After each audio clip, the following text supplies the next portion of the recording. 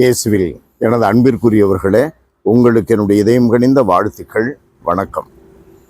நம்முடைய சிந்தனைக்கென்று கடவுள் கொடுத்திருக்கிற நற்செய்தி பகுதி மத்தேயு 10ஆம் அதிகாரம் 16 23 முடிய.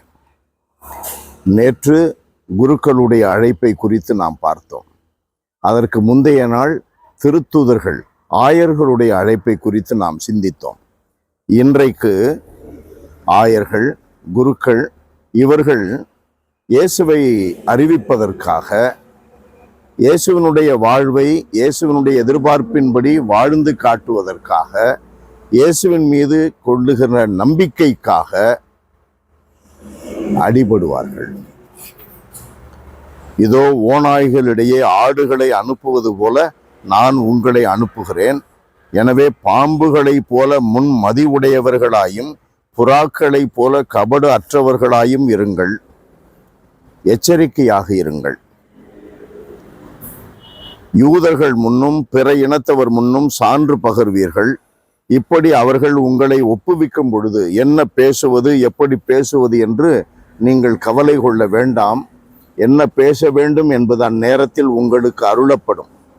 தூய ஆவியானவர் அந்த அருளை, ஆற்றலை தருகிறார். அன்பானவர்களே, குருக்களாக, ஆயர்களாக இருப்பவர்களுக்கு எவ்வளவு நெருக்கடிகள் இருக்கின்றன, எவ்வளவு பிரச்சனைகள் இருக்கின்றன என்று நம்மில் பலருக்கு தெரியாது.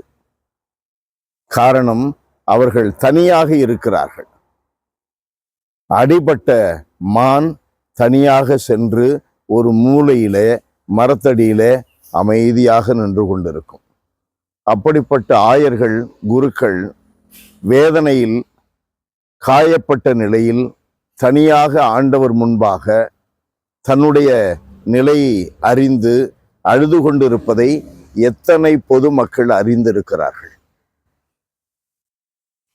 தன்னை தேர்ந்தெடுத்து விட்டாரே ஆண்டவர், தனக்கென்று இப்படிப்பட்ட பொறுப்பை கொடுத்து விட்டாரே ஆண்டவர், அவருக்கு நம்மை அர்ப்பணித்து விட்டோமே என்று சிலருடைய ஏச்சு பேச்சுக்களை, சிலருடைய தன்னிலை அறியாது வெளிப்படுகின்ற எதிர்ப்புகளை சமாளிக்க வேண்டிய வேதனைகள் நிறைந்த களத்திலும் இந்த ஆயர்கள், குருக்கள் வாழுகிறார்கள் என்பதை நாம் உணர்ந்து கொள்ள வேண்டும்.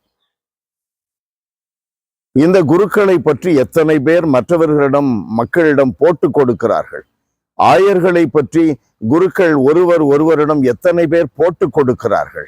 மறை மாவட்டங்களிலே, பங்குகளிலே, அந்த வேதனைகளிலே இருக்கின்ற குருக்கள், ஆயர்களுக்காக நாம் ஜெபிக்க வேண்டும். உங்களுடைய தனிப்பட்ட வாழ்க்கையில், தனிப்பட்ட ஜெபத்தில் அல்லது குடும்ப ஜெபத்தில் நீங்கள் எத்தனை பேர் நம்முடைய மறை மாவட்ட ஆயருக்காக, நம்முடைய மறை மாவட்ட குருக்களுக்காக ஜெபித்து கொண்டிருக்கிறீர்கள்? அது மிக மிக அவசியமானது, நம் ஒவ்வொருவருடைய கடமையானது.